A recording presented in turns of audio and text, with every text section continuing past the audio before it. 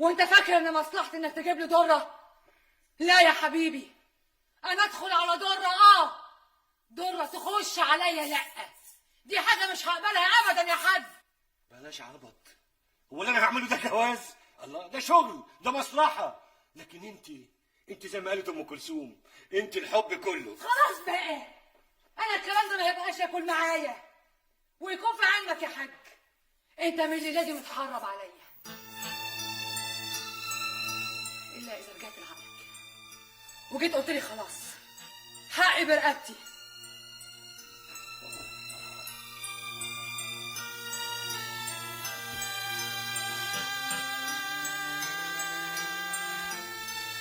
استنى عندك.